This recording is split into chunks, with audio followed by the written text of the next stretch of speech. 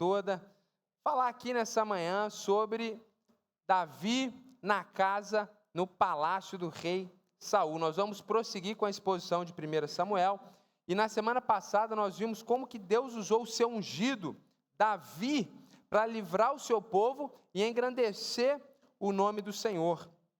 Quando Deus engrandece seu nome, isso não é porque Deus é egocêntrico, porque Deus é narcisista, é porque a salvação está em Deus, e no engrandecimento do seu nome frente a outros povos e nações, a oportunidade de salvação para além de Israel. E para você que não acompanhou as últimas semanas, vale um breve resumo. Davi, apesar de ser famoso hoje, nos foi apresentado há poucas semanas aqui no texto como um anônimo pastor de ovelhas, um caçula numa família de 8 irmãos. Ele foi ungido rei dentro da sua casa, numa pequena vila chamada Belém, de uma forma completamente anônima. Então ele sabia que Deus o estava colocando naquela posição para reinar, mas que isso não seria de forma imediata. Pelo contrário, havia um rei muito estabelecido, que era o rei Saul. De uma forma surpreendente, por pura providência divina, Deus coloca Davi para estar num campo de...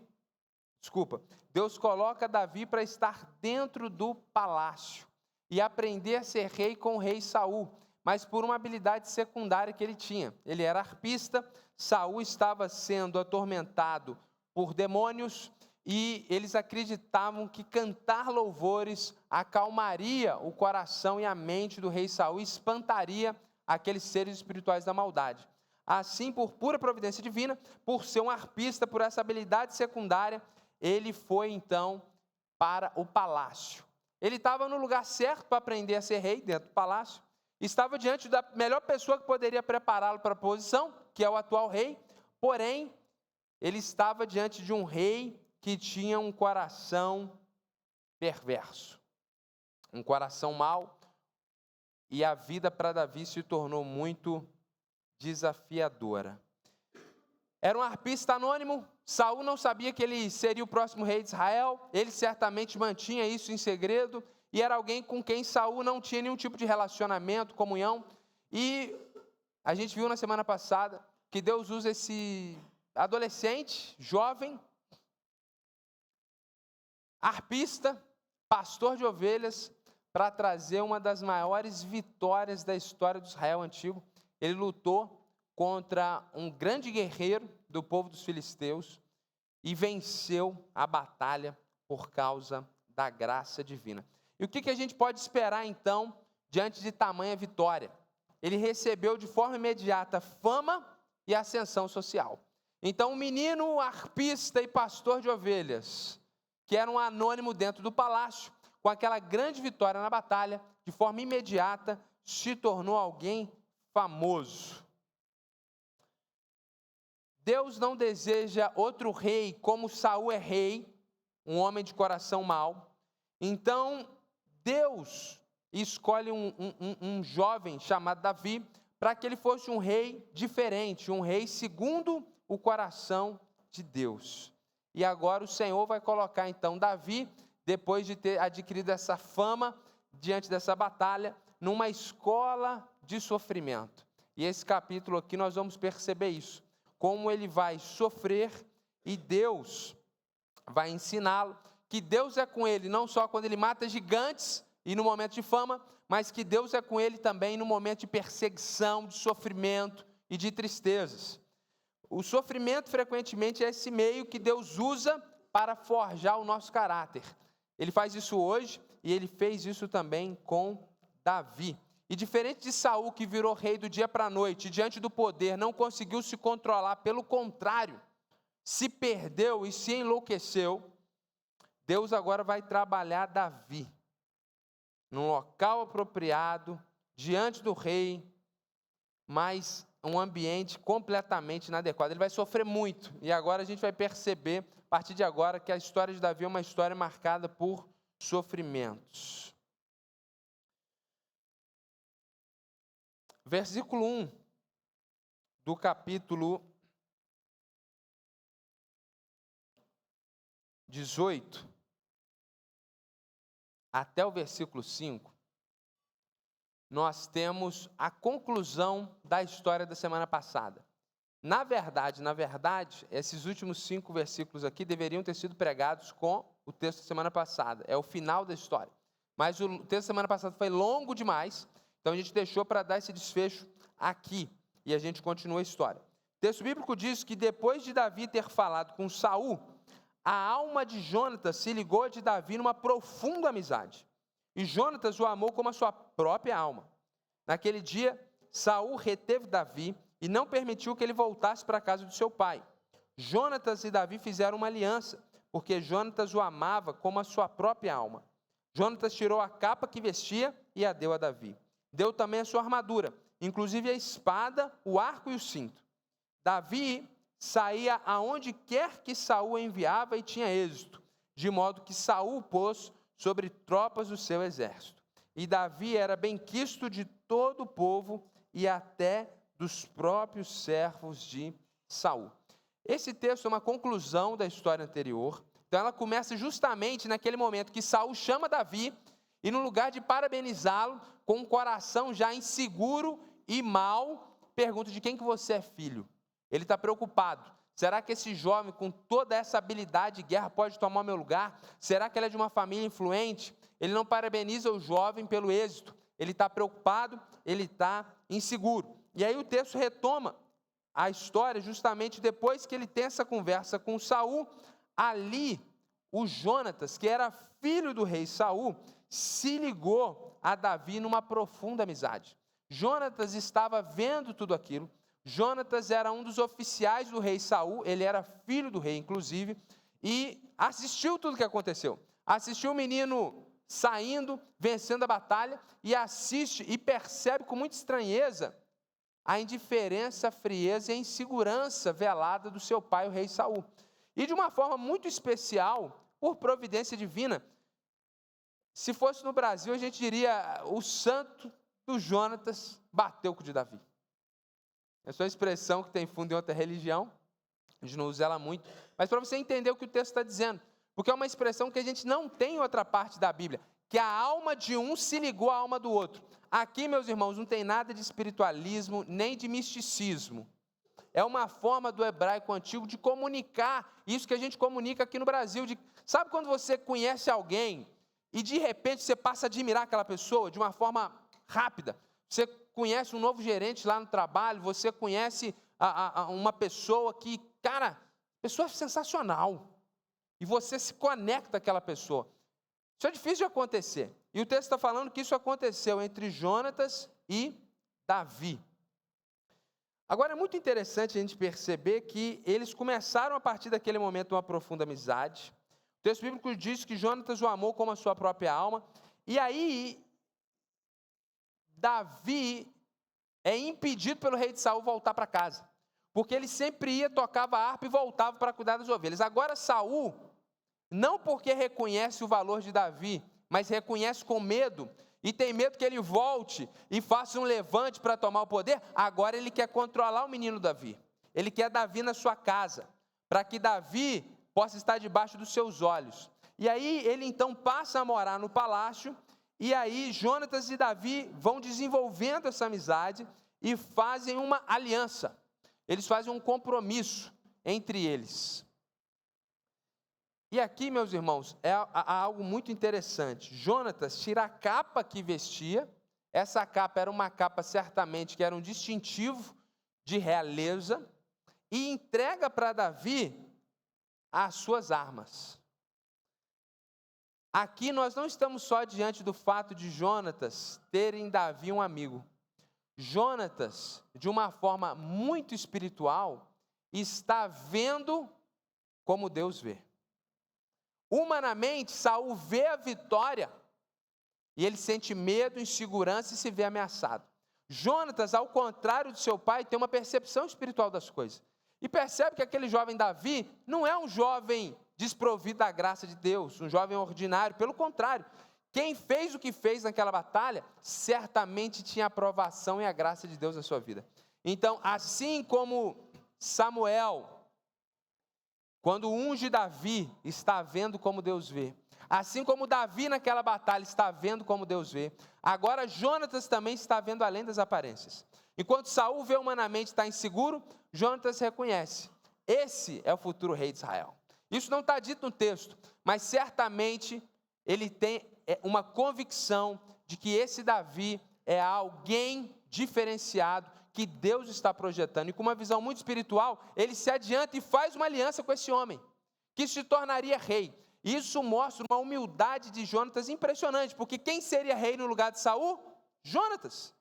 Então aquele que deveria se apegar ao trono, está fazendo uma aliança com alguém que está em projeção, e quando ele entrega as suas armas, é porque Saul, e aqui o texto ainda não está dizendo, ele vai dizer daqui para frente, Saul coloca Davi como um dos oficiais, e começa a colocá-lo para liderar incursões militares. Só que Saul não providenciou uma armadura para Davi, a gente vai ver o motivo daqui a pouco. Então Jonatas dá a armadura para que a vida de Davi fosse protegida. Então a gente vê aqui muita humildade e muita sabedoria em Jonatas. Jonatas, ele é apresentado sempre como um personagem periférico aqui no texto, nunca é um grande personagem principal. E a gente vê tudo que vemos em Jonatas, que apesar do pai que tinha, parece que Jonatas era um homem de Deus. Aqui nós temos uma lição de humildade, de sabedoria. E muitas vezes nós aprendemos em igrejas evangélicas que nós nascemos para liderar, para prosperar, que nós nascemos para ser cabeça. E é interessante porque eu não sei como que todo mundo vai ser cabeça, todo mundo vai ser líder, e todo mundo vai ser o 01. Porque para ter um 01 tem que ter um 02. Mas a gente vai vivendo nessa espiritualidade triunfalista, e é muito interessante o que a gente está percebendo aqui, que Jonatas estava diante de uma pessoa que ele reconheceu: esse Davi, esse menino ruivo, tem mais graça de Deus do que eu. Ele tem algo diferente. E com muita humildade, ele faz uma aliança, sabendo que Davi seria alguém maior do que ele um dia. E ele se coloca numa posição de humildade e começa a servir Davi. E é isso que Deus tem para nós. A Bíblia fala que nós não devemos... a Bíblia diz que nós devemos dar suporte uns aos outros. A Bíblia diz que nós devemos se alegrar com os que se alegram. A Bíblia diz que nós devemos seguir o exemplo de Jesus, que sendo Deus, não teve por usurpação ser igual a Deus, mas teve uma vida humilde, e morreu morte de cruz. E ali em Filipenses 2, ele vai nos chamando para essa humildade, e a gente precisa aprender a cultivar isso, reconhecer a graça de Deus na vida do outro, cumprir o 10º mandamento, como está escrito, não cobiçar aquilo que é do outro, em outras palavras, não ter inveja. E a gente pode aplicar isso e ver na vida de Jonatas alguém que reconhece a graça de Deus na vida do outro e se alegra, e se aliança e se coloca numa posição de serviço. E esse aspecto aqui na vida de Jonatas, nós podemos aplicar em todas as instâncias da nossa vida. No ambiente familiar, muitas vezes nós temos disputa entre irmãos, nós temos mães que disputam com filhas, pais que disputam com filhos, que ficam incomodados quando os filhos começam a se tornar homem e mulher, começam a florescer e conquistar mais do que eles. Incrivelmente, nós temos várias tragédias nesse aspecto, algumas explícitas, outras veladas. Nós temos muitos conflitos na igreja por causa disso. Nós temos muitas questões no ambiente de trabalho que a gente põe a culpa do diabo e não tem nada a ver com o diabo. É porque a gente está envolto nesse ambiente de disputa, de poder, de inveja. E aprender e ter humildade e reconhecer que Deus dá graça para outras pessoas e não só para a gente. E que às vezes o outro vai ser cabeça e a gente vai ser o 02, como Jonatas está reconhecendo. E Saul está doente por causa disso. Muitas vezes é o que Deus quer de nós. Nem todo mundo aqui vai prosperar e ser o 01. Mas Deus tem um lugar para cada um de nós na sua história. E nós precisamos nos alegrar como Jonatas está nos alegrando, na posição que o Senhor nos colocar. Para isso a gente precisa de sabedoria, a gente precisa de humildade. E aí o texto vai avançando aqui e diz que Davi saía aonde quer que Saul enviava e tinha êxito, de modo que Saul pôs sobre tropas o seu exército, como eu tinha dito, que se tornou um oficial, e Davi era benquisto de todo o povo, até dos próprios servos de Saul. Ou seja, Saul tinha um problema com Davi, mas os servos de Saul, seus soldados, seus oficiais, gostavam também de Davi. Então, Deus dava muita graça para Davi. Esses 5 primeiros versículos concluem a história da semana passada. Então, assim que ele saiu da presença de Saul, ele conheceu Jonatas, eles viraram amigos, viraram parças, e aí a história agora, nesses 5 versículos, resume algo que vai estar bem distante historicamente, ou seja, muitos capítulos que nós vamos ver agora estão resumidos aqui nesses 5 versículos. Davi se torna oficial, Saul não gosta de Davi, mas Deus está prosperando Davi, e até pessoas que são fiéis a Saul gostam de Davi. Aqui a gente tem um resumo. E antes de avançar, eu quero fazer aqui uma consideração importante.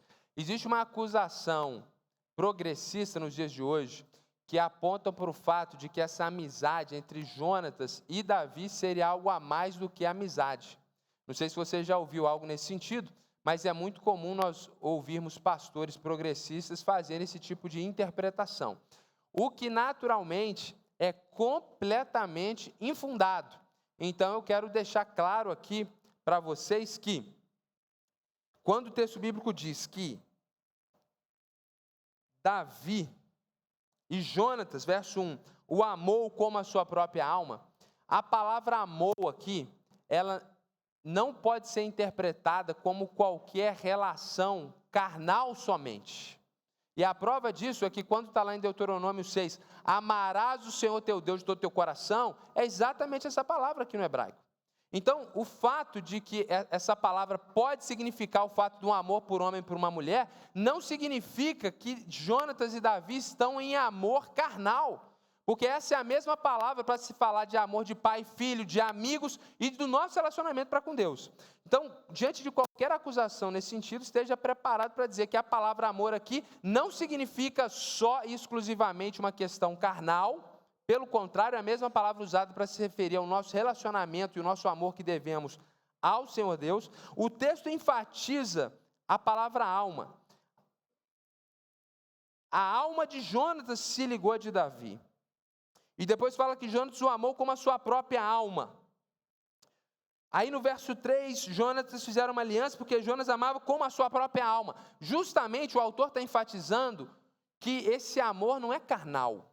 É com a alma, é um amor sincero, é um amor de coração, é um amor de amigo. Então a palavra é forte, porque ele ama, ele tem um carinho diferenciado por Davi, mas o texto está salientando para nós, na sua linguagem, no seu contexto, que não é um amor carnal, é um amor da alma, e é um amor de amigo. Então é completamente infundada qualquer referência progressista de interpretação nesse texto.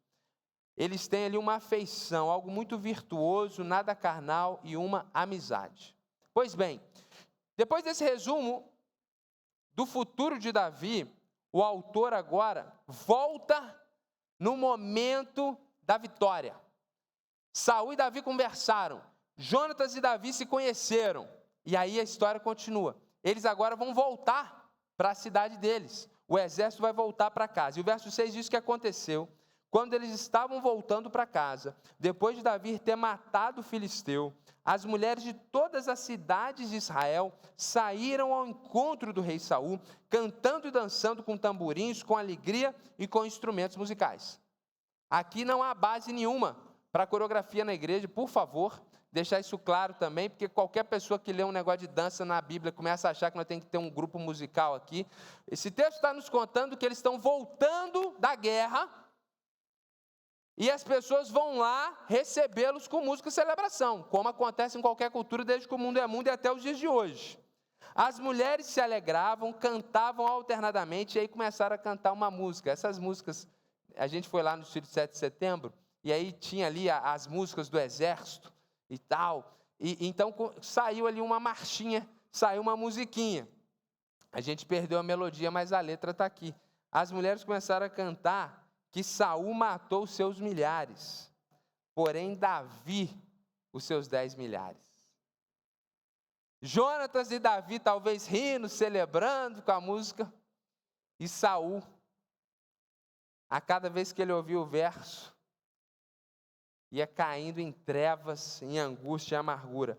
Verso 8, Saul se indignou muito, pois essas palavras lhe desagradaram em extremo. Ele disse, para Davi elas deram 10 milhares, mas para mim apenas milhares. Na verdade, o que lhe falta a não ser o reino? Lembra que eu disse para vocês desde semana passada que toda aquela postura de Saul mostrava sua insegurança e sua preocupação com o reino, não é infundadamente. Eles estão voltando da batalha e ele expressa agora o que está velado no coração, e a gente vai entendendo as entrelinhas, agora está explícito. Se eles estão cantando isso para ele, e depois da vitória que ele teve, dessa fama absurda, só falta ele virar o rei no meu lugar. Saul ama o poder, Saul ama o trono que não pertence a ele, mas pertence ao Senhor. Ele está apegado de uma forma doentia a isso. Verso 9, daquele dia em diante, Saul não via Davi com bons olhos. O que o texto já nos contou aqui? Que Saul não deixava mais Davi voltar para pastorear as ovelhas. Então, depois disso daqui, Saul fala para Davi, não, Davi, você me é muito útil, você é uma bênção, a graça do Senhor está sobre ti, essa vitória que tu tiver sobre Golias, só Deus para fazer, eu preciso de você ao meu lado, eu quero que você fique aqui tocando harpa comigo, para a gente louvar o Senhor junto, e eu vou te promover, você nem era do exército, você já vai entrar como oficial, já entra direto na mão, você vai virar direto oficial do exército. Agora o texto já nos mostrou aqui a raiz e a preocupação dele. Ele quer manter o menino perto, porque ele tem medo de perder o trono. No dia seguinte, verso 10. Antes aqui, deixa eu dar uma pausa aqui, deixa eu explicar uma coisa. Saul, gente, nessa altura do campeonato, ele está operando sem a graça de Deus. O Senhor já o tinha rejeitado. E Deus estava julgando ele, disciplinando ele por causa da sua obstinação em pecado, inclusive permitindo, enviando, como o texto diz, demônios para atormentá-lo, como justiça e juízo da parte de Deus. Então ele está operando sem a graça de Deus. Então tudo que a gente tem como ser humano de pior está aqui em Saul. E sem a graça de Deus essa coisa vai crescendo e tomando conta. Então a gente vai vendo aqui a loucura de Saul de uma forma impressionante. Ele não consegue se alegrar com Davi. Quando as mulheres começaram a cantar que Saul matou 1000, Davi matou 10.000, não era em demérito ao rei Saul. Inclusive, o texto aqui diz, né? Saul matou os seus milhares. Porém, Davi, os seus 10 milhares.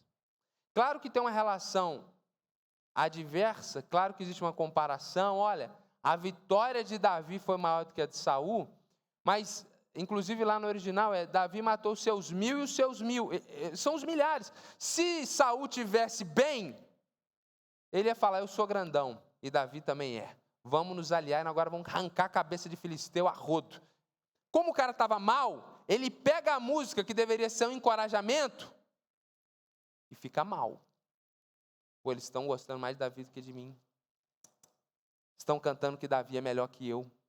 Então o problema não está na música. O problema está no coração adoecido de um homem que está desprovido da graça de Deus. Isso é a nossa história, gente.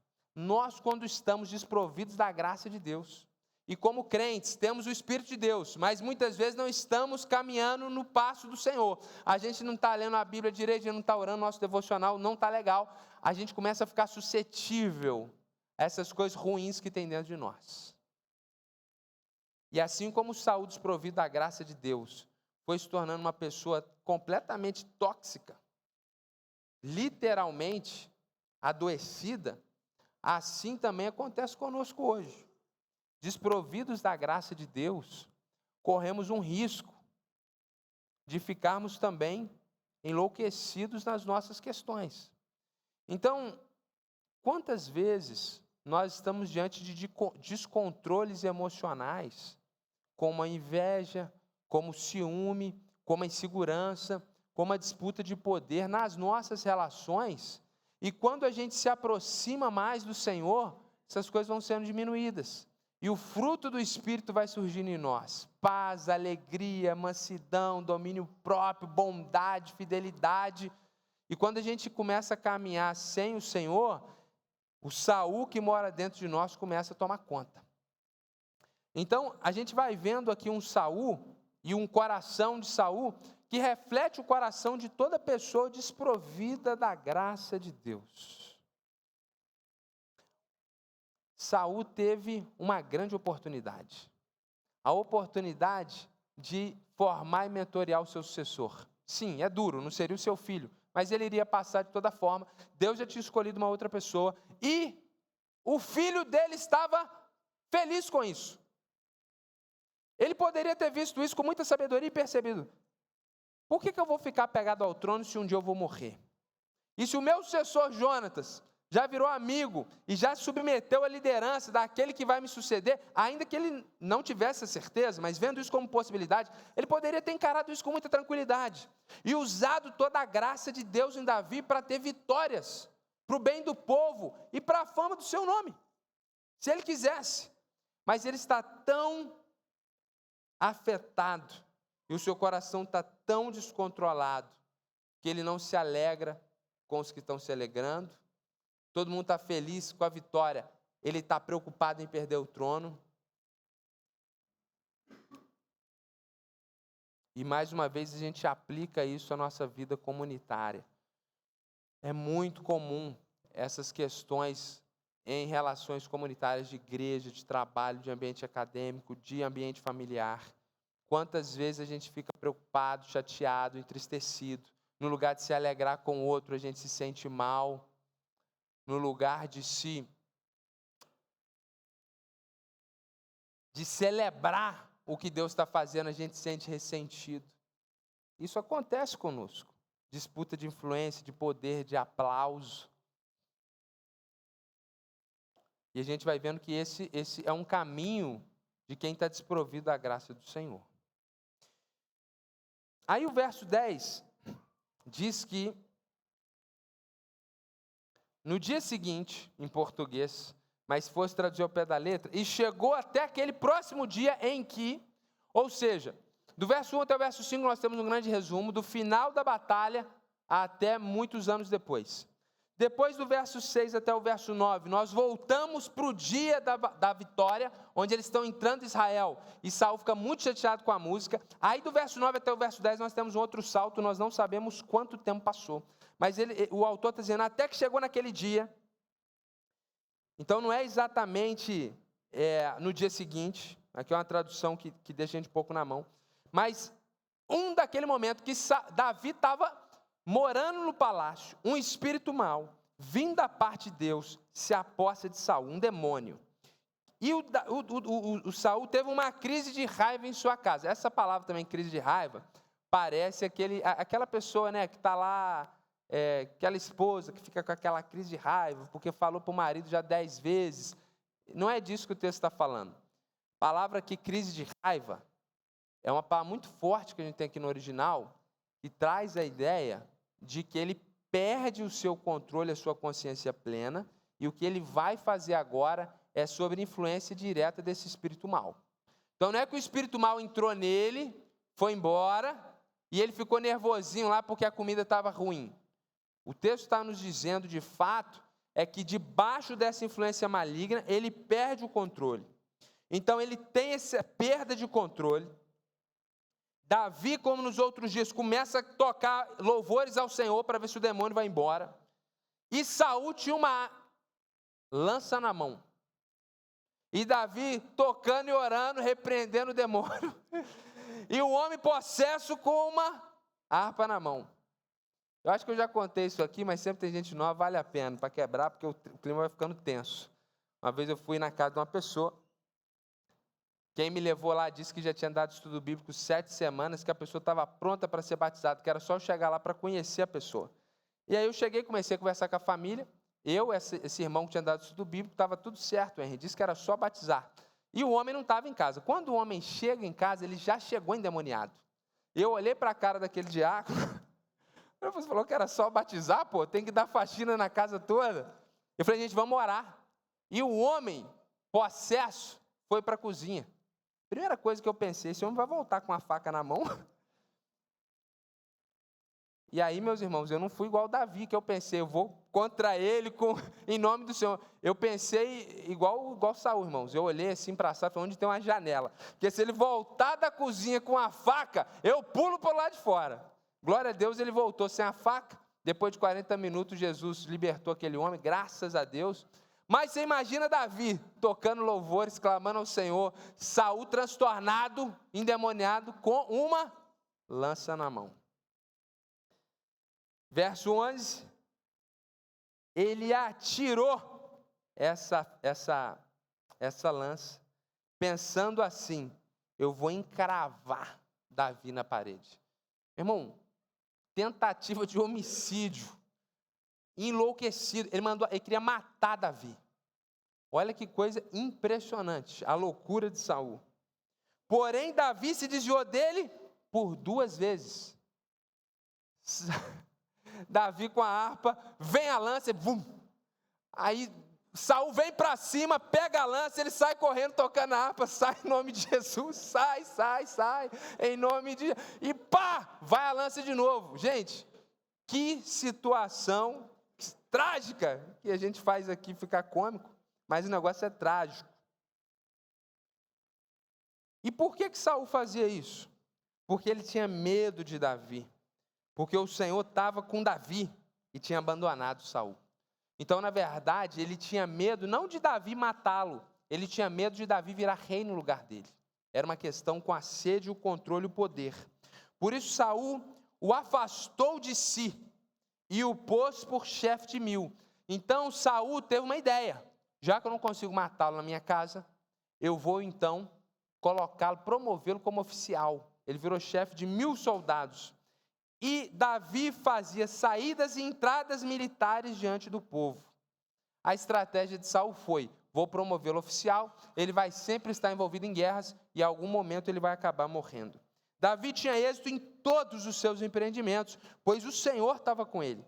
Vendo que Davi tinha êxito, Saul ficou com medo dele. Porém, todo Israel e Judá amavam Davi, porque fazia saídas e entradas militares diante deles. É muito interessante a gente perceber aqui o fato do verso 12 até o verso 16, que o texto começa mostrando que Saul está inseguro e tem medo de perder o poder. Por causa disso, ele tenta matar Davi. Como ele não consegue, ele coloca Davi numa posição para que Davi talvez morresse numa batalha. Só que no lugar de Davi morrer, Deus estava prosperando Davi. Davi estava crescendo, tendo vitória atrás de vitória. Saul fica mais inseguro ainda e insiste no plano para matá-lo. E Deus vai projetando Davi cada vez mais. Parece inversamente proporcional. Enquanto Saul tenta matá-lo e acabar com a vida dele, Deus vai projetando Davi cada vez mais. E o povo começa a amá-lo, por causa das saídas e entradas militares, ou seja, ele ia para uma batalha e ganhava, trazia despojos e vitória. Ele ia para outra batalha, trazia despojos e vitória. Um povo estava sendo oprimido de Israel, ele ia lá e libertava o povo. Enquanto Saul vai se guardando dentro do palácio, sem pôr a mão na massa, sem pisar no campo de batalha, Davi vai indo para as batalhas e vai tendo vitórias. Então o plano de Saul vai se voltando contra ele. E aqui a gente aprende, meus irmãos, que nada pode parar o projeto de Deus. Davi não ia morrer com a lança de Saul. Davi não ia morrer em batalha alguma, porque Deus tinha ungido Davi para ser o próximo rei. Quando Deus estabelece algo, nada pode mudar o plano do Senhor. O plano do Senhor é que o seu ungido Davi chegasse àquela posição. E aqui é interessante, porque o texto faz esse comparativo. Enquanto Saul se opõe à vontade de Deus, querendo matar Davi, Jonatas, o seu filho, de uma forma muito sábia, faz uma aliança com Davi, em humildade e submissão. Então, esse texto está nos ensinando que diante do que Deus estabelece, o melhor para nós é nos aliançarmos, estarmos ao lado da vontade de Deus, e não nos opormos à vontade do Senhor. Se você está vivendo as Escrituras e fazendo a vontade de Deus, não que você acha que é a vontade de Deus, porque tem muita gente aí que sente um arrepio e fala que é o Espírito Santo. Cuidado com isso, hein? Gente, parênteses, cuidado. Não é tudo que vem na sua cabeça, no seu coração, que é de Deus. Tem muita gente que fala, Deus mandou, o Espírito Santo mandou, não mandou nada. Isso é tomar o nome de Deus em vão, chamar Deus para seus sentimentos. Cuidado. Você falar que Deus falou, que o Espírito Santo te falou, você tem que ter um temor e tremor de falar um negócio desse. Cuidado. A Bíblia fala que o coração do homem é enganoso, e muita gente confunde suas emoções com a vontade de Deus. Muita gente, isso é um perigo.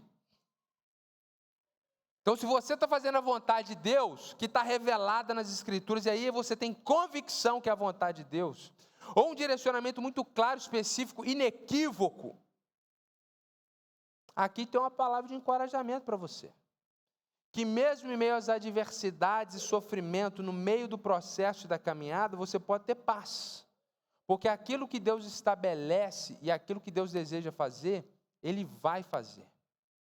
E nada que ocorre na vida de Davi, assim como na nossa vida, nada ocorre à parte da vontade do Senhor. Todo esse sofrimento que ele começa a sofrer é para que Deus possa matar no coração de Davi o Saul que tem lá dentro. Para que quando ele chegar no poder, ele não seja como Saul. Deus está usando Saul para quebrá-lo, para quebrantá-lo, para deixá-lo humilde. Para que quando ele chegar nessa posição de honra e se tornar o príncipe de Israel, ele não repita os passos do rei Saul. Deus está no controle de todas as coisas. E se nós estamos no centro da sua vontade, sobretudo revelado na Escritura, nós podemos descansar em meio às adversidades, porque o Senhor está garantindo o seu querer. E aí do verso 17 até o verso 30, para a gente finalizar, nós vamos ver que apesar das tentativas de Saul de fazer o mal a Davi, Deus só engrandecia Davi. Então, o texto bíblico diz que Saul disse a Davi, aqui está Merabe, a minha filha mais velha, eu a darei a você em casamento, com a condição de que você seja um filho valente e trave as batalhas do Senhor. Porque Saul pensava assim, o que eu estava dizendo está aqui explícito, não seja contra ele a minha mão, e sim dos filisteus. Mas Davi respondeu a Saul, quem sou eu? E quem são os meus parentes, a família do meu pai em Israel, para que eu seja genro do rei? Lembra que quando Davi chegou no campo de batalha, Saul tinha prometido quem vencesse Golias iria casar com a filha mais velha? Pois bem, Saul queria matar Davi, tinha tentado matar Davi, não conseguia. O povo começa a pressionar, e a promessa que você fez em público. Então ele diz, olha, eu vou te dar minha filha em casamento, como eu prometi, contanto que você seja um oficial, um guerreiro, que você tenha uma aliança comigo, que você fique debaixo da minha orientação. Davi, muito sabiamente, falou, quem que sou eu para ser genro do rei? E não é porque ele está dizendo, eu não tenho essa honra. Ele está dizendo, eu não tenho dinheiro para pagar o dote, rei. Não vai ter condições de eu pagar o dote, eu não posso casar. E aí Davi, então, vai se esquivando, porque ele não tem recursos, a família dele é uma família pobre, para pagar o dote. Mas aconteceu que na época em que Merabe, filha de Saul, devia ser dada em casamento a Davi, então parece que apesar da tentativa de Davi de se desvencilhar dessa situação, parece que uma data foi projetada, Saul então surpreende Davi, dando ela para Adriel, da filha que tinha sido prometida para outra pessoa. Mas Mical, a outra filha de Saul, amava Davi, a filha mais nova já estava apaixonada. Guerreiro, forte, ruivo. Contaram isso para Saul. Saul gostou da ideia e Saul pensava assim: eu a darei em casamento a Davi, para que ela lhe sirva de armadilha e para que a mão dos filisteus venha a ser contra ele. Então a ideia de Saul, ao promover Davi como oficial, é que ele não fosse morto pelas mãos de Saul, mas acabasse morrendo numa batalha contra os filisteus, que eram os principais inimigos de Israel naquele período. E agora Saul teve um plano, que o casamento com Mical seria uma armadilha. Que armadilha é essa? Saul disse a Davi, com esta segunda filha, você será hoje o meu genro. Saul ordenou que os seus servos falassem confidencialmente com Davi, dizendo: o rei tem afeição por você, e todos os servos dele amam você. Sendo assim, concorde em ser genro do rei, porque Davi não queria entrar nessa situação, já tinha tentado matar, imagina casar e ter um sogro desse. Então ele não queria entrar naquela família, naquela situação, ele sabe que ele está correndo risco de vida. E os servos de Saul falaram essas palavras a Davi, e Davi responde: vocês acham que é pouca coisa ser genro do rei, sendo um homem pobre e de pouca importância? Davi é muito sábio. Davi não fala: o rei tentou me matar, você acha que eu quero entrar para essa família? Não, eu não tenho dinheiro para pagar o dote. Davi é muito sábio. E aí os servos de Saul lhe contaram isso. Aqui está o plano e a armadilha que Saul está armando para Davi a partir de Mical. Estas foram as palavras que Davi falou. Então Saul ordenou que dissessem a Davi: o rei não deseja dote algum. A gente sabe, Davi, que você é de uma família pequena, mas sem prepúcios de filisteus, como vingança contra os seus inimigos. Eu não quero nem ouro nem prata. Se você trouxer 100 prepúcios de filisteus, esse será o dote. Para ter 100 prepúcios de filisteus, Davi teria que matar 100 filisteus. As cidades dos filisteus eram fortificadas, eram só 5 cidades extremamente fortificadas, e como vocês sabem, os filisteus, eles tinham mais tecnologia bélica. Então, essas pequenas batalhas que Davi fazia contra os filisteus e tinha vitória, eram pequenas batalhas, eram pequenas incursões de mapeamento e zoneamento. Davi, até então, não tinha entrado em nenhuma cidade de filisteu e matado todo mundo. Então, conseguir matar 100 filisteus era uma coisa muito desafiadora. Porque Saul tentava fazer com que Davi fosse morto pelos filisteus. Quando os servos de Saul relataram essas palavras a Davi, ele gostou da ideia de vir a ser genro do rei, antes de vencer. Ponto final. Gostou da ideia de ser genro do rei. O Davi, ele tinha um negócio muito interessante. Uma coisa de temperamento. Davi chega na batalha, Golias está lá xingando, brigando, humilhando o povo, falando mal contra Deus. Enquanto está todo mundo com medo, Davi vê o desafio. Estou em casa. Para isso que eu nasci, para matar leão, urso e gigante. Deixa que eu resolvo. Paga o dote. Não, vou ter que pedir dinheiro para o meu pai. Não, você vai ter que matar filisteu. Davi tem um negócio que grandes desafios e causas impossíveis chama Davi. Ele gosta da vibração, ele gosta da batalha. Davi tem algo, ele gosta da ideia. E Saul estabelece um prazo, que o texto não conta para nós. Antes de vencido o prazo, Davi se levantou, partiu com seus homens e mataram 200 filisteus. O rei quer 100, eu vou trazer 200. Trouxe os seus prepúcios e os entregou todos ao rei, para que assim se tornasse seu genro. Então Saul lhe deu a sua filha Mical em casamento. Saul viu e reconheceu que o Senhor estava com Davi, e Mical, filha de Saul, o amava. Chegou uma hora, não teve jeito. Saul odiava Davi, Saul queria matar Davi, mas ele teve que reconhecer: Deus está com esse menino. Tem jeito, eu pudesse eu matava essa praga, mas não consigo. E só Deus mesmo, tem jeito. Ele teve que reconhecer. Então Saul ficou com mais medo ainda. Já é a terceira vez que o texto está deixando isso explícito. E não é medo de Davi matá-lo. Davi não pretende matar Saul, ele tem medo de perder a posição. E continuamente foi o seu inimigo, sogrão. Fez de tudo para prejudicar o genro. E cada vez que os chefes dos filisteus saíam à batalha, Davi obtinha mais êxito que todos os servos de Saul. E assim o nome de Davi se tornou muito estimado. Essa história é a história do rei Saul fazendo de tudo para prejudicar Davi, sendo seu inimigo. Essa é a história do rei Saul tentando matá-lo com as suas próprias mãos.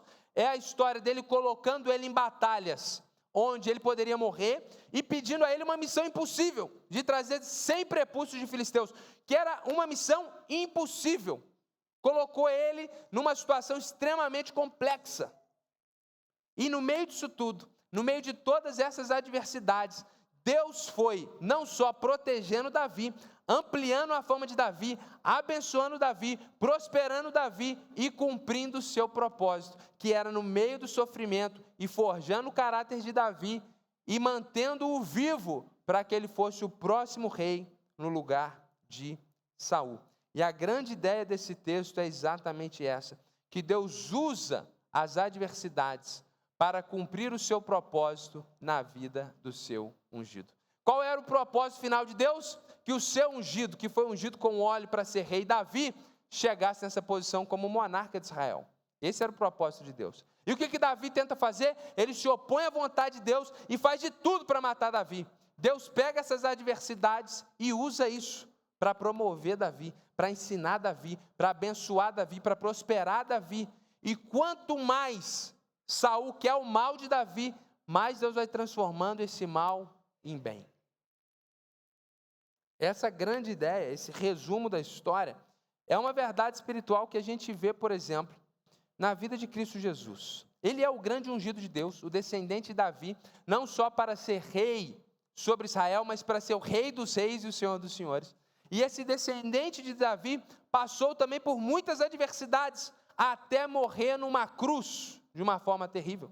Mas quando ele morre na cruz, o que seria, aos olhos humanos, uma derrota tácita, Deus tinha um plano maior, e a morte de Cristo na cruz não foi o final da história, mas esse era o clímax da história.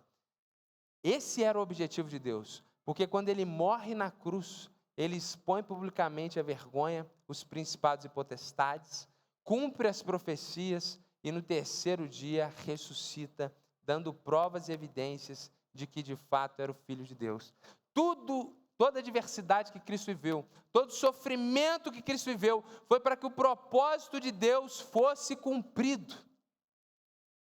Para que inclusive nós que cremos nele, pudéssemos ser salvos. Então é interessante porque esse capítulo da história do rei Davi nos ensina uma lição espiritual que profetiza a respeito da missão do seu descendente, que é o grande ungido de todos, Cristo Jesus, o Messias. De forma que não adianta nada para você que está aqui nos visitando nessa manhã, aprender sobre a humildade de Jonatas, evitar ser uma pessoa tóxica como Saul, mas não reconhecer que Deus usou as adversidades de Cristo e a sua morte na cruz para perdoar os seus pecados e para fazer com que você fosse reconciliado com Ele. Você não pode sair daqui só com boas lições, de boas maneiras, porque isso é insuficiente para resolver esse coração de Saul que está dentro de você. Só uma maneira de nós sermos restaurados, regenerados, e para que o Saul que existe dentro de cada um de nós seja aniquilado, que é crendo no sacrifício de Cristo Jesus. E esse texto nos ensina que Deus preparou Davi para aquilo que Deus faria na vida dele. Ele seria rei, e ele precisava passar por esse sofrimento. E essa é uma lição para nós. Porque na Bíblia, o rei que virou rei do dia para a noite, que teve poder, glória, sucesso, fama, dinheiro do dia para a noite, foi um dos piores reis da história de Israel. Agora o rei que sofreu, que foi quebrantado, que foi forjado de sofrimento, virou exemplo para todos nós até o dia de hoje. E isso nos ensina também sobre a posição do sofrimento na nossa jornada cristã. Deus vai fazer com que demônios usem pessoas para nos fazer mal, como na história de Davi. Isso é ordinário, isso é comum na vida cristã. Deus vai permitir que pessoas se coloquem como nossos inimigos. E em tudo isso está um plano soberano de Deus para forjar o nosso caráter. Para que Deus faça o que Ele quer fazer em nós e através de nós. Esse texto nos ensina sobre a soberania e sobre os decretos do Senhor. É impressionante perceber que Deus tinha um plano. Davi seria rei. E tudo que eles tentaram fazer para isso não acontecer, só aproximavam Davi desse propósito. Isso nos ensina da soberania e decretos de Deus. Quando Deus deseja algo, como diz o profeta Isaías, agindo Deus, quem impedirá? Então, o grande segredo da vida, meus irmãos, é justamente entender a vontade do Senhor e se alinhar a ela, como Jonatas se alinhou a Davi. Jonas se alinhou ao ungido Davi, sem compreender talvez todas as coisas, mas tendo um coração compreendendo e sendo direcionado para o fato de que Davi era mais do que um matador de gigantes. Assim também nós podemos fazer aliança com o ungido, com o Messias, com o descendente de Davi, que é Cristo Jesus, e nos colocarmos na melhor posição possível na nossa jornada e na nossa vida. Então eu termino essa pregação lembrando a todos dessa grande verdade, que assim como vimos isso aqui na vida de Davi, nós poderíamos aplicar isso em várias outras histórias da Bíblia, podemos ver isso do nosso lado, no nosso dia a dia. Deus usa as adversidades para cumprir o seu propósito na vida do seu ungido, e isso é uma verdade na vida de Davi, na vida de Cristo e na nossa vida, que temos uma aliança com o descendente de Davi, Cristo Jesus. Deus vai usando as adversidades para cumprir o propósito dele nas nossas vidas. Então, nesse sentido, quando você estiver diante do gigante, diante das missões, da missão ali que poderia ser impossível, como Davi estava, vale a pena você ter fé em quem Deus é, acreditar no propósito do Senhor da sua vida e ter coragem, como Davi teve coragem dentro da vontade de Deus. Às vezes nós precisamos ter coragem na vontade de Deus. Tem que ter muita coragem para perdoar. Tem que ter muita coragem para dar uma outra oportunidade. Tem que ter muita coragem a voltar a se relacionar. Tem que ter muita coragem para ser santo e ser uma pessoa solteira de forma santa. Tem que ter muita coragem para viver a vontade de Deus. E nesse sentido, a gente tem que ser como Davi. Partir para dentro da vontade de Deus, sem medo, com coragem, com ousadia, sabendo que o melhor lugar para se estar é na vontade do Senhor. Humanamente falando, Saul é o rei, tem o poder nas suas mãos, e Davi está prestes a se tornar alguém que vai ter um alvo nas costas e um perseguido político. Mas espiritualmente falando, aquele que está no poder não é mais nada diante do Senhor. Deus já separou o menino Davi, e Deus está fazendo algo grandioso na vida dele, para que amanhã ele ocupe uma posição especial, que vai ser instrumento para abençoar tantas pessoas. Então, mais uma vez, é importante, o texto tem nos ensinado isso. Deus não vê como o homem vê. Deus não opera com a lógica, com a ética humana. E aprender essa lição é muito importante para todos nós. Vamos orar? Feche seus olhos, fique de pé, enquanto o pessoal do louvor vem chegando aqui.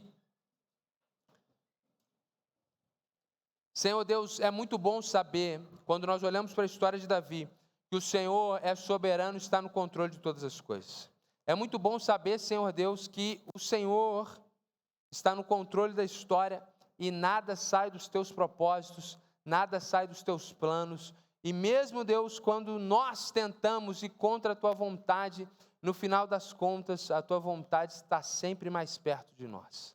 Isso é reconfortante, isso traz esperança para nós, isso traz consolo para a nossa alma, isso é encorajamento para que a gente busque a tua vontade.